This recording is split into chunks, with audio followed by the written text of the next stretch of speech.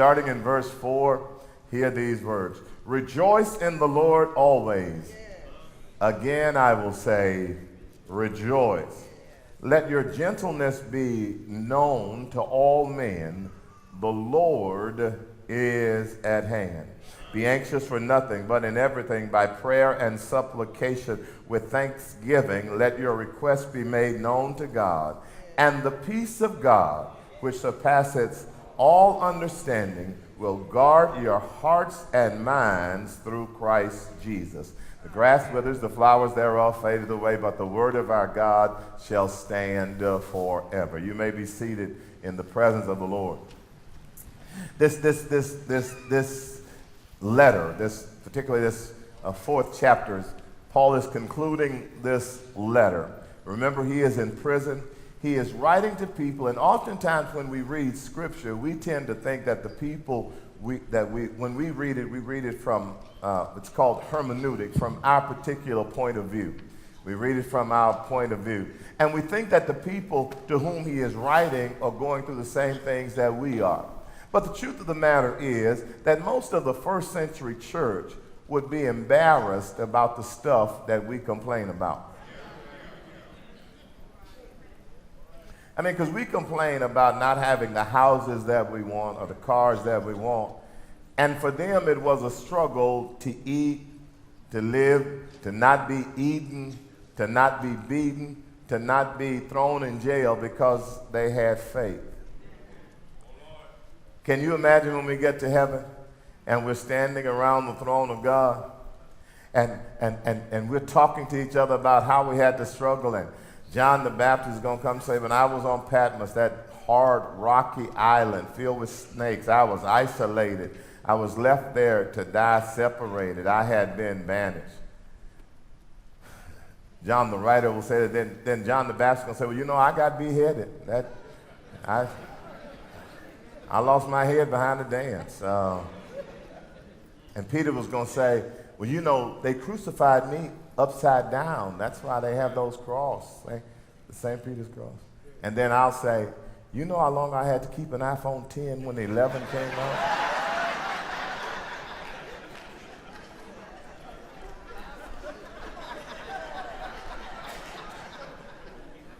I mean, they won't compare. So he writes this letter, and he says to these people who are going through, now remember, there is this note of joy no matter what is happening. He writes this letter of joy. He's writing to people who are facing all kinds of persecutions, but then he is writing to them from prison. And he really talks about really four conversations that this idea, this whole chapter really is about power. That series of power. Last week he talked about unifying power, but today he's talking about fortifying power. This power that fortifies our hearts, and I'll get to that. This power to fortify. And he says that if you're going to make it through with all the stuff that's going on in the world, he just kind of says that there's some conversations you're going to have to talk. I told you this is really about relationships. Well, what is the relationship you have to you? He begins by saying here in verse 4 that your relationship, when you have that conversation to you, when you talk to yourself, he says that you ought to have a praise-filled determination. It's in the text. Listen, now remember, this is a letter, and oftentimes when he writes this letter, this word rejoice means finally, the last word. It's almost a benediction. It says, as I'm leaving you, here's what I'm saying. Here's what he's saying in this text. The idea of joy and rejoicing is that joy is an inward expectation of a positive outcome. It is not based upon any outside circumstances. So what he's saying is there's something inside of me that says it's going to be all right no matter what's going on around me.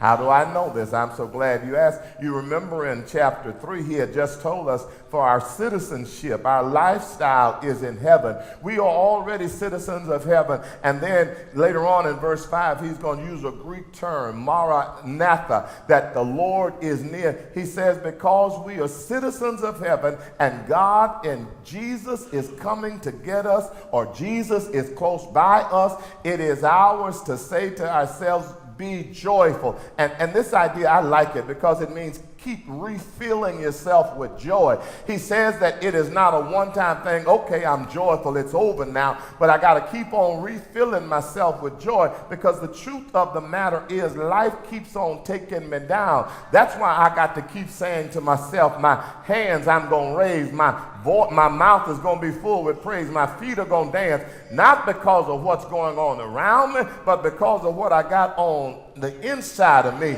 It is this delightful conviction. It is not happiness, because happiness is related to happening. Rejoicing is related to resources.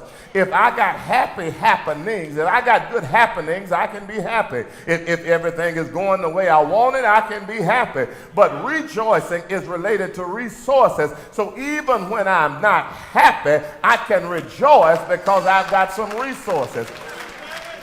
Nobody likes to go through the death of a loved one. We've yet to grasp, because we've not seen death from the other side. We don't like it. Nobody is happy, not with good sense, when somebody you're used to talking to every day leaves you. You still want to talk to them, and you're not happy about it. But if they were a believer, you can rejoice, because you got the resource that says, precious in the sight of the Lord is the death of his saints. You can rejoice because earth has no sorrow that heaven cannot heal. You can rejoice because you know death doesn't have the last word. You can rejoice because you know that one day, even if they don't come back to be with you, you're going to be with them. And when you get together, you'll see Jesus. It is not a giddy rose fear. It's not a giddy looking at life through rose-colored glasses. It's based upon what I've been through in the past. I know I've got a conviction that everything is going to be all right. I just got a feeling what joy does, and the reason I keep on refilling is because life has a way of pushing in. Do you know the way that they keep planes in the air, that there is pressure, and the higher you get, the more pressure there is on the plane. So the plane has a pressure on the inside that pushes on the outside, so that there's a balance between what's pushing on my outside and what's pushing from, preach Delvin, Atchison, I am. So that God has given, and the higher I get, the more the pressure becomes. So God gives me more on the inside to push out so that I'm not crushed. P.T. Fawcett, who was a theologian, said it like this: until that which is above us gets in us, we will succumb to what's around us. That when what's above you gets in you, it'll keep you from falling apart with what's around you. Now that's what Forsyth said. Big Mama said it like this: I've got something within that holdeth the reins, something within me that banishes all pain, something within me I cannot explain, all that I know. While I'm here, I think I ought to stick a pen and say this joy that I have, the world didn't give it to me, and the world can't take. I have determined to have joy. But that's not all, he says. So that's my conversation with me. I say to myself, refill, Delvin, refill yourself with joy. But then he says, not only is there a conversation with me, but what is my conversation with other people? It's right here in verse 5. Listen to what he says. Let your gentleness.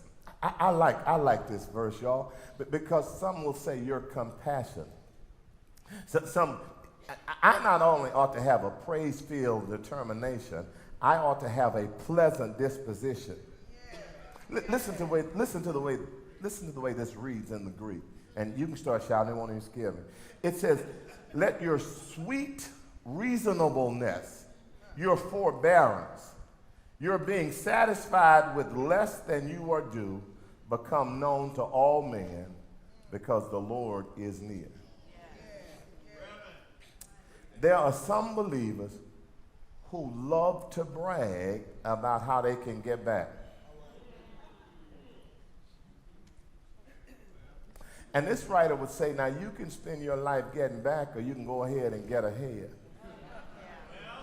The word here, this word, it is pleasant, it is compassion, your kindness, your gentleness, literally says that just because you are due, you may be right in being able to get back at somebody, but God does not call us always to get what we deserve.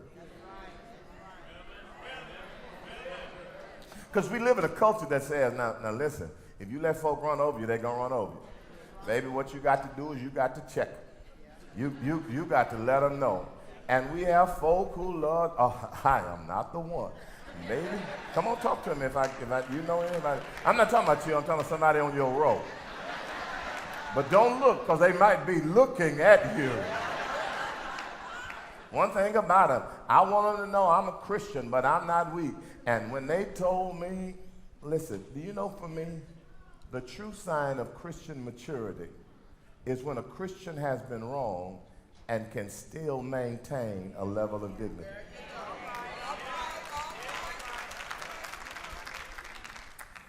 See, how do you respond? Because just because you can get back and you do it, or you put them in check because you can, the non-believer would do that. He says we ought to go out of our way so that people will see the pleasant disposition, the difference that the Lord has made in your life. I was listening to Robert Morris from Gateway. I was passing on 10 minutes and I heard him say, and he said about how somebody had wronged him, another friend had wronged him, and the Lord was convicting him to be forgiving. And he said, but Lord, he doesn't deserve it. And he said, if he deserved it, it wouldn't be forgiveness. You don't forgive debts that people pay you back. They get receipts for that.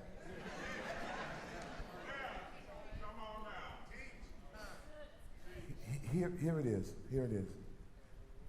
That believers ought to be known not by how many people we can put down, but by how many people we can lift up.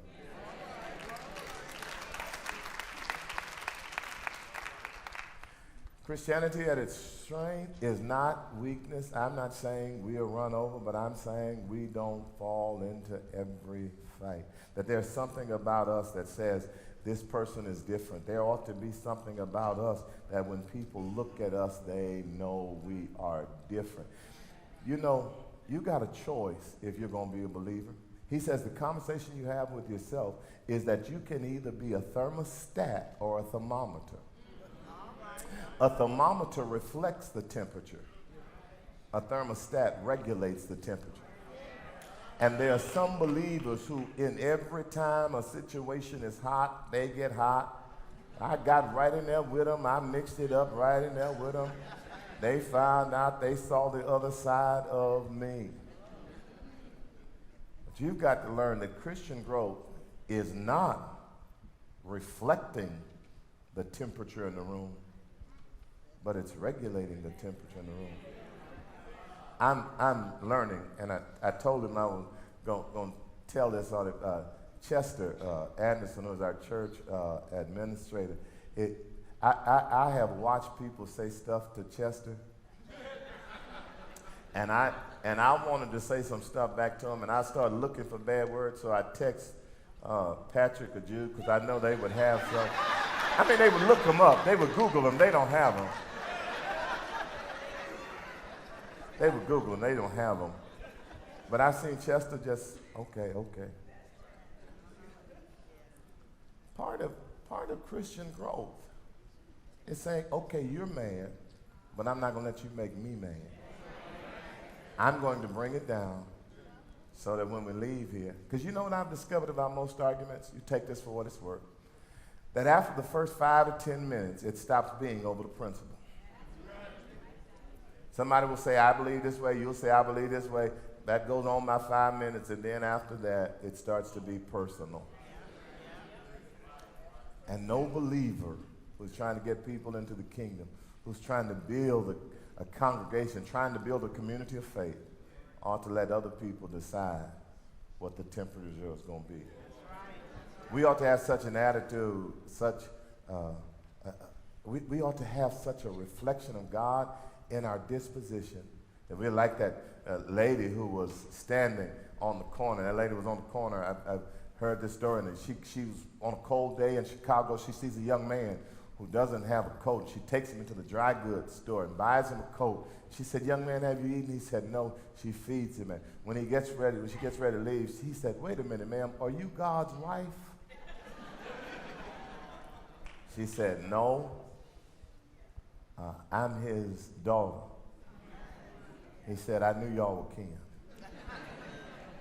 There ought to be something about you, your spirit, that makes folk wonder if you and God are kin. And there ought to be something about you that will let people know, if you've been around my daddy, you know that I have my father's characteristics. I look like him physically, but they had a saying in the country that even if it's not yours biologically, that if you feed them long enough, they start to look like, they start to look like you. Let me tell you, I am his, but he fed me. And that's what I want to tell you, that the more you eat from your father, the more like him you look. There ought to be somebody who says that you look like your daddy. But watch what the text says. Here is this praise-filled determination. Here in this text is a pleasant disposition, but then there's prayerful devotion. I'm just welcome. Watch the text now. It's about relationships, so he has a conversation with himself. I'm going to rejoice. He has a conversation with the world. That's where he shows his pleasant disposition. But then he starts to talk to God. Here's this prayerful devotion. Watch what happens in this text. It says several things here. It says, stop perpetually worrying about anything. It's in the text. In the Greek it reads, but in everything by prayer, and whose essence is worship and devotion. Make your supplications or your announcements about you made unto God with specific requests. But either way, give thanks. Can I walk through that like I feel that? Here is what he says. He says, now, when you talk to God, you first start off with an attitude of worship and devotion. That when you talk to God, you need to talk to God knowing that he's not just a regular everyday Joe. He is God. And I am so grateful that he's talking to me, that I worship him. I ought to have an attitude of worship. And there ought to be some stuff that's not hard for me to do. I mean, the stuff we love to do, we can do it at a moment's notice. I mean, if you're talking to me in the hall and somebody saying, well, you know, it's a sunny day. Delvin, would you like to play golf? You don't have to say, I'll bribe you. If you say, now, Delvin, there's a soul food restaurant and I'm hungry, you don't have to twist my arm. I say, I got my car outside. What time can I meet you there? Come on. Some of you, if I say, you know, there's a new mall open and they got Jimmy Choo shoes and they 85% off, you will say, Pastor, I was there yesterday. Come on, talk to me. That's really what he's saying. He says, he gives this, it is an imperative. It is an order. It is the first negative one in this flow. He says, be joyful, be pleasant, stop being anxious, stop worrying. What is the antidote to worry? Worship. He says that when you have an attitude of worship, that the more you worship, the less you will worry. He says that the believer ought to have the attitude that when somebody says, let's worship, you say, I was there yesterday, but I'm ready to go again. One of the reasons I love Dr. Patrick Bradley is whatever else is going on, we know when we come to church, we are going to worship. He says it ought to be your attitude that you constantly walk around with worship, and a part of worship is prayer. Watch what he says here. Hallelujah. He says when you worship God, you get a sense of who God is. And he uses this term supplication. This word supplication means you can ask for yourself. It is to pray for you. That when you worship God and you know who God is, once you tell God what you think about him, then you can ask him for what you want. Once you tell God who he really is in your life, then you can ask him. But watch what he says. He says, don't just ask God for a request. When he's supplication, he uses the term request. It means to be specific. Some of us are not specific with God because we don't have the faith to say, God, I want this. As a matter of fact, we treat God like he can't do it, like he's not able. God, I want this, but I'm scared to ask you for it. So I'm going to just say anyway, no, I've got some specific blessings. I've got some stuff I want to talk to you about. And because I talk to you about who you are, I can ask you for what I need. I'm going to shout this morning. I ain't playing. Now watch what he says. He says, whether I'm supplicating, asking God for a request, whether I'm worshiping, or whether I have a specific request, he says, with all of this, it is with thanksgiving. Here is the password. You've been looking for the code. You've been looking for the key. The Bible says that the password to getting to God is thanksgiving. You know how when you're trying to sign on, you know when you're trying to get access to your account, you got to have the password. That's what the psalmist says. Enter into his gates with thanks. When they ask you at the gate, what's the word? Thanksgiving. I'm thankful when I ask him. I'm thankful for what is. I'm thankful. And I tell you, here is Christian growth. Real Christian growth says, I'm not just thankful to God compared to what's going on in somebody else's life. I love the song, tragedies are commonplace, all kinds of diseases, but I'm thankful even if nobody else gets a disease. I'm thankful even if nobody else is homeless. I'm thankful for what he's done for me. If nobody else was in the world but me and God, I'd be thankful. I'm thankful because I know I don't deserve it. I'm thankful because I keep messing up, but it gives me another chance. I'm thankful because I should have been dead. I left home with shout. When I come to church, I come with shouting on my mind. I don't plan to wear the same shirt next week because I plan to sweat this one out. I left home with saying, thank you. I wish I had about 8 people in here who say I left home with shouting on my mind. Because I knew when I got to the church, I didn't deserve to come in. I've messed up so many times that God shouldn't give me another chance. But the fact he accepts my praise, I'm thankful for just another day. I'm thankful because some of the stuff I got myself in, he got me out of. I'm thankful. Because some of the stuff about me you should know, you don't know. Because the Lord has kept it here, I'm thankful. I'm thankful that some of the stuff about you I don't know. Because God has kept you covered, I'm thankful. I'm thankful that even when it was hard, it wasn't as hard as it could be. I'm thankful. I'm thankful that when I buried my daddy, I didn't have to bury my mama too. I'm thankful. I'm thankful that when I buried my son, I still had children left. I'm thankful. I'm thankful that even if I lost this house, God got another house. I'm thankful. I'm thankful I'm clothed in the right mind. I'm thankful this morning. Excuse me, I'm with the noisy crew.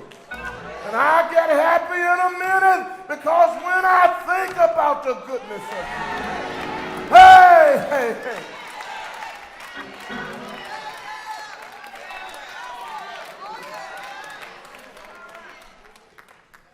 D. King tells the story, and he's going back to Lane College. And he was talking about there was this undignified lady at the graduation. And he was there in Jackson, Tennessee, and he's going back to speak at Lane College. And he said that after he got through, there was this one woman, when they called her name, she was just hollering. She was just hollering. And he said she ran up to the stage and said, nobody but Jesus. She just kept hollering, nobody but Jesus. He said, finally he asked the president, said, what's up with that? What's her story? He said, that's her granddaughter. He said, and her parents died. She had to send her to school. She didn't have enough money. She said, but every semester we somehow found a way to get her tuition paid. She just graduated debt-free. And D. King said, y'all stopping her? He said, if you'd have told me, I'd have joined her. Because some stuff you can just say, oh, good. Some stuff you can get, y'all know we don't shout in church like we used to. If I get y'all to stand up and clap, I'm doing something. I mean, y'all stand up and clap, we're here. But there ought to be some time when I can't give the bank a credit. Ought to be some time it ain't got nothing to do with the doctor. The doctor had already walked out and said it couldn't be done. There ought to be some time when you just can say, nobody but Jesus.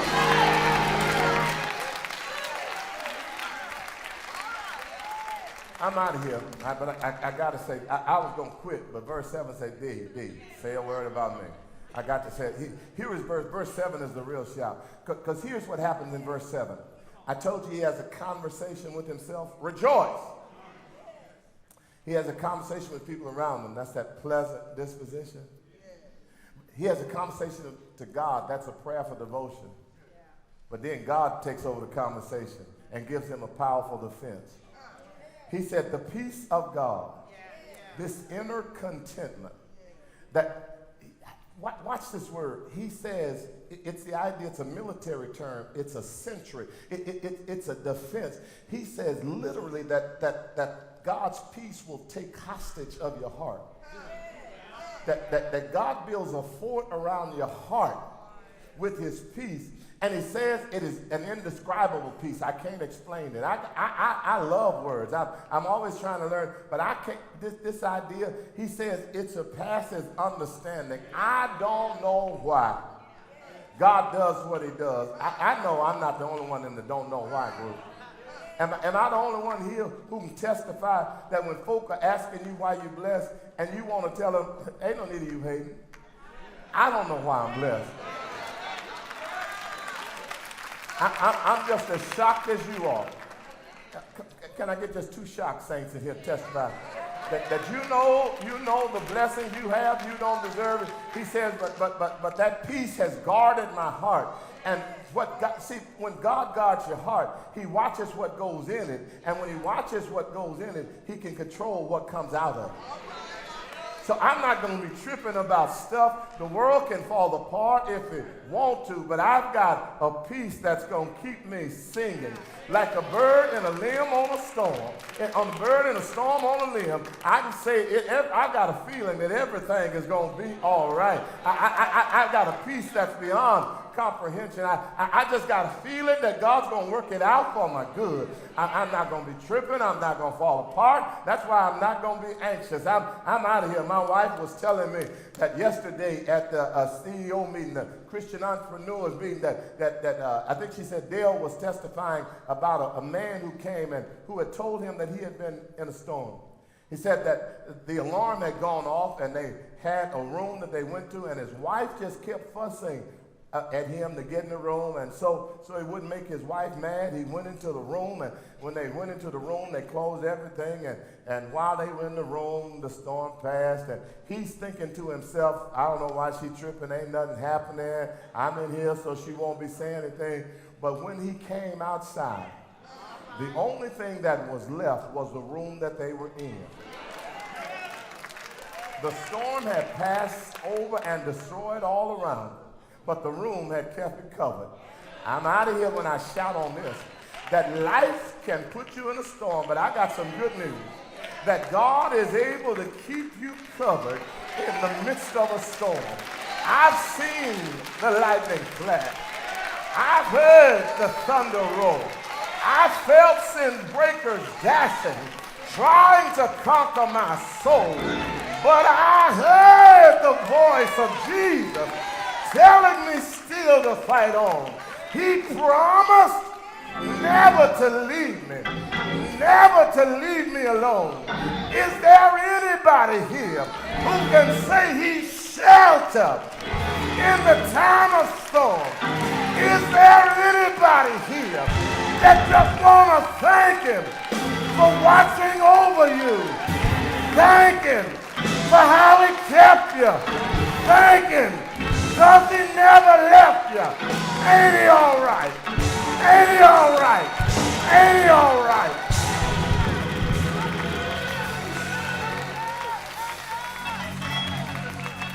I tell you, if this wasn't a teaching sermon, I think I'd shout right through here, because my soul gets happy thinking about the goodness of Jesus.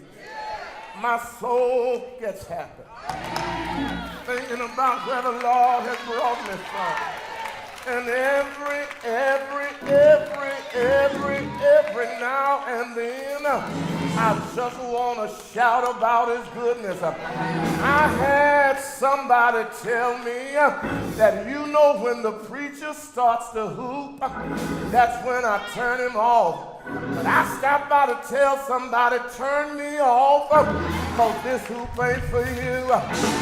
When I think about the goodness of the Lord, I start to celebrate for me. Is there anybody here that know the man is all right? Ain't he all right? I said, ain't he all right? Ain't he? I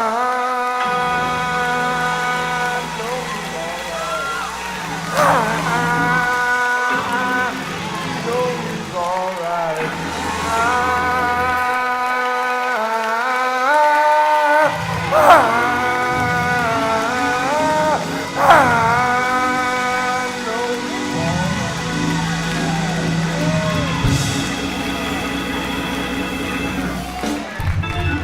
Hallelujah.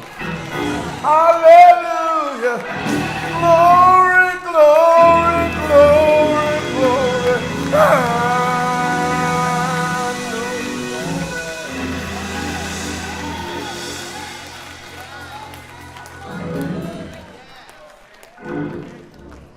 If you're here today, we're standing all over the building.